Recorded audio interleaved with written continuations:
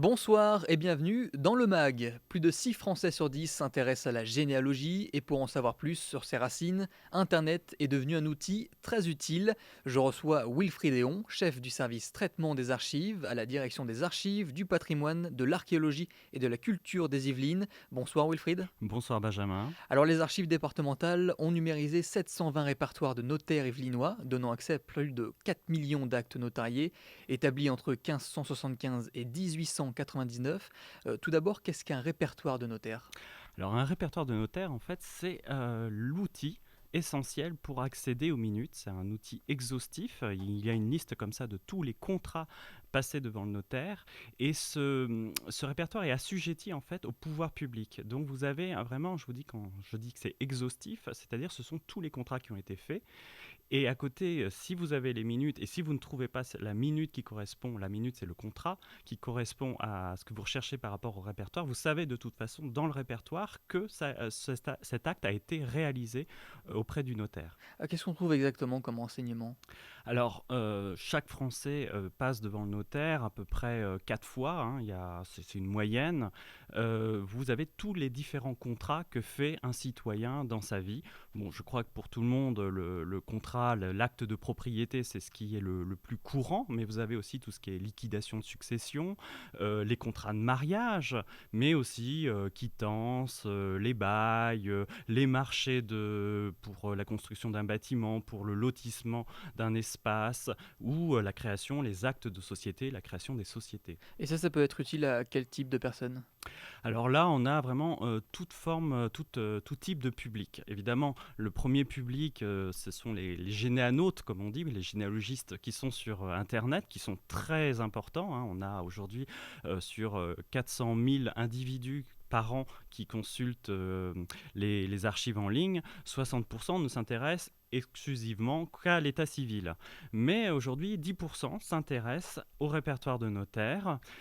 Sinon, d'autres personnes qui sont susceptibles de consulter ces registres, vous avez toutes les personnes qui font des travaux sur l'origine de la propriété, qui aujourd'hui a une tendance à être croissante. Vous voyez par exemple le travail sur la dépollution des sols. On a besoin de Mhm. savoir les anciens propriétaires qui occupaient ce territoire. De quoi cette personne a-t-elle besoin pour faire ses recherches? Alors, tout le problème est là, c'est que chaque citoyen est libre de choisir le notaire qu'il souhaite. Évidemment, il y a une tradition. Beaucoup de familles, beaucoup de sociétés ont tendance à choisir le notaire local ou leur propre notaire. Donc souvent, tous les actes sont faits chez le même notaire. Il existe d'autres outils hein, pour accéder quelquefois à l'information au niveau des centres d'impôt où les actes sont aussi référencés.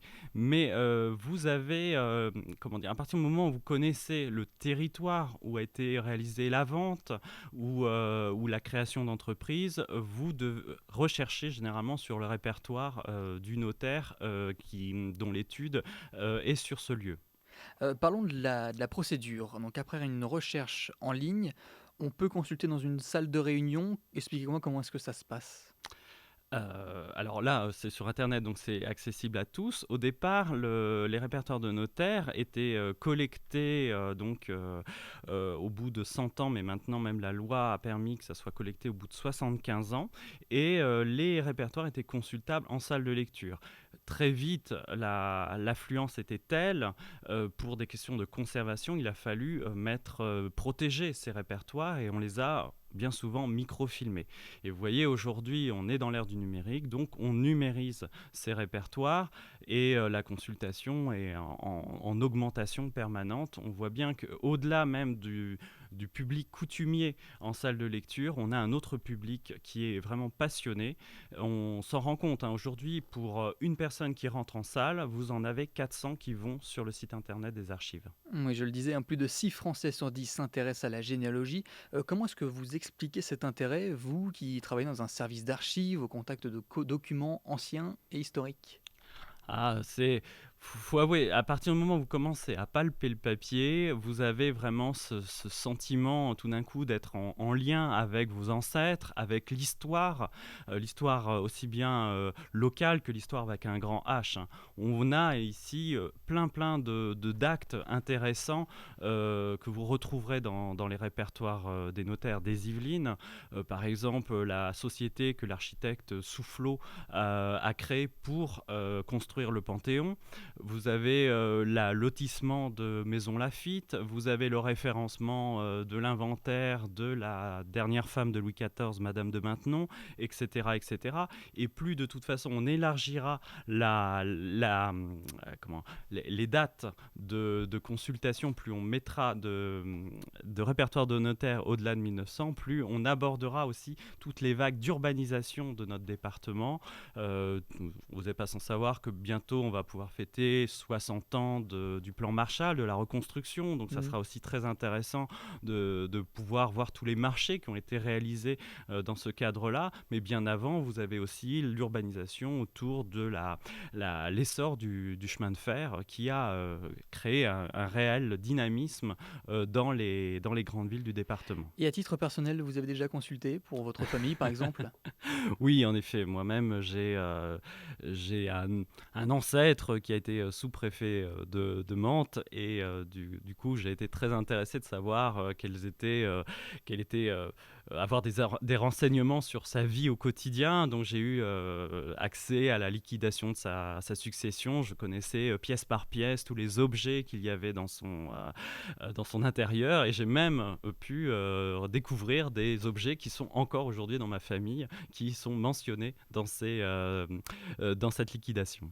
Il y a un côté enquête policière, quand même. Oui, complètement, complètement. Il y a des moments, c'est vraiment très très étonnant. Je me souviens de chercheurs qui retrouvaient des mentions d'éléments, par exemple d'esquisses faites par l'impératrice Marie-Louise, donc la femme de Napoléon, retrouver ça dans une succession et justement enquêter pour savoir qui avait récupéré ces dessins et s'ils existaient encore. Alors revenons au répertoire des notaires qui ont été numérisés. D'un point de vue plus technique, comment avez-vous procédé pour centraliser puis mettre en ligne ces répertoires? Je le disais, 720 au total, 4 millions d'actes notariés. C'est un travail titanesque. Oui, en effet, c'est un travail sur le long terme. Il y a un service qui en permanence s'occupe des versements et de la récupération des archives publiques. Et là, bon, ce sont des archives sous seing privé, mais qui doivent être, d'après la loi de 79, conservées aux archives départementales. Et vous voyez, ça, c'est un travail qui a été mené sur près de 20 ans, de collecter, de récupérer ces archives, sachant que les notaires, jusqu'en 1900, vous aviez à peu près 50, 60 études. Aujourd'hui, vous arrivez à près de 90. Donc, il faut connaître un petit peu l'histoire de ces études, les successions, celles qui ont disparu. Et puis, de l'autre côté, on est face aussi à un problème, c'est des destructions. Pas des destructions de la part des notaires, mais liées quelquefois tout simplement au bombardement.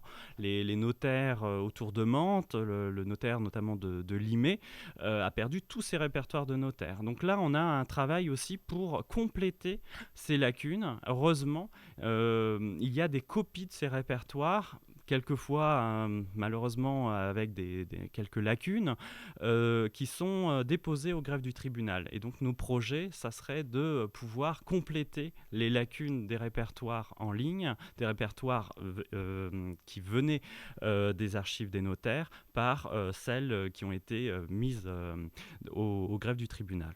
C'était le MAG. Merci Wilfried Héon d'avoir été avec nous. Merci, Je le Benjamin. rappelle, vous êtes chef du service traitement des archives à la direction des archives, du patrimoine, de l'archéologie et de la culture des Yvelines. Vous pouvez retrouver cette émission en podcast audio et vidéo sur notre site radiosensation.fr. Excellente soirée à toutes et à tous. Bonne soirée.